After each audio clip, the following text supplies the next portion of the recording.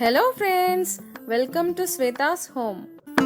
ఈరోజు మనం తెలంగాణ స్టైల్లో ఉండ్రాళ్ళ పాయసం ఎలా చేసుకోవాలో చూద్దాం. ముందుగా ఒక బౌల్లో 1 కప్పు గోధుమ పిండి తీసుకొని చపాతీ పిండిలో కలిపి పెట్టుకోవాలి. ఇప్పుడు 10 నిమిషాలు పక్కన పెట్టుకోవాలి. ఒక ప్లేట్ తీసుకొని పొడి పిండి చల్లి పెట్టుకోవాలి. 10 నిమిషాల తర్వాత ఈ చపాతీ పిండిని చిన్న చిన్న బాల్స్ లా చేసుకోవాలి. ఈ బాల్స్ ఎంత చిన్నగా ఉంటే అంత బాగుంటుంది. పెద్ద సైజులో ఉండ్రాలు చేస్తే పిల్లలు తినడానికి అస్సలు ఇష్టపడరు. కానీ ఇలా ఒకసారి చేసి చూడండి, మీ పిల్లలు కూడా మళ్ళీ మళ్ళీ అడిగి తింటారు. ఇప్పుడు వీటిని 2 నుంచి 3 గంటలు ఆరబెట్టుకోవాలి. ఎండలో పెట్టకూడదు, రూమ్ లోనే ఆరబెట్టుకోవాలి. ఇంకా కొంతమంది అయితే ముందు రోజు రాత్రి చేసి పెట్టుకుంటారు. నాకు ఈ పిండితో 1 కప్పు ఉండ్రాలు అయ్యాయి. వీటితో ఇప్పుడు పాయసం తయారు చేద్దాం. ఒక బౌల్లో 2 స్పూన్స్ నెయ్యి వేడి చేసుకుని డ్రై ఫ్రూట్స్ ని వేయించి పక్కకు తీసి పెట్టుకోవాలి.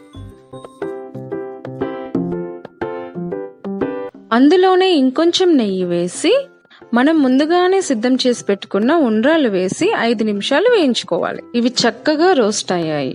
ఇందులో 2 కప్స్ నీళ్లు పోసి 15 నిమిషాల పాటు ఉడికించుకోవాలి.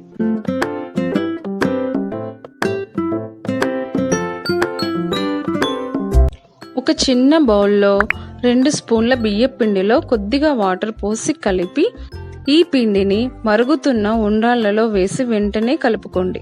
ఇది వేసుకోవడం వల్ల పాయసం చిక్కగా వస్తుంది.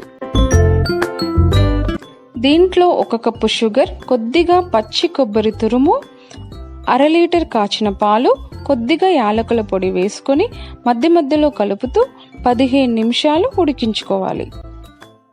ఇది రెడీ అయిపోయింది. దీన్ని ఒక బౌల్లోకి తీసుకుందాం.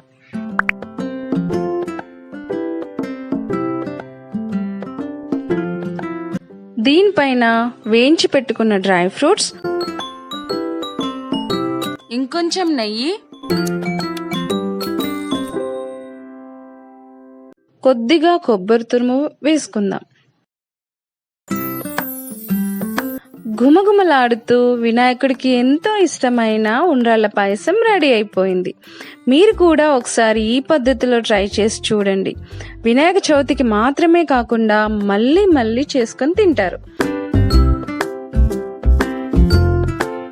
మీకు ఈ వీడియో నచ్చినట్టయితే లైక్ చేయండి, షేర్ చేయండి. మీరు కూడా ఈ రెసిపీ ట్రై చేసి ఎలా వచ్చిందో కామెంట్ చేయండి.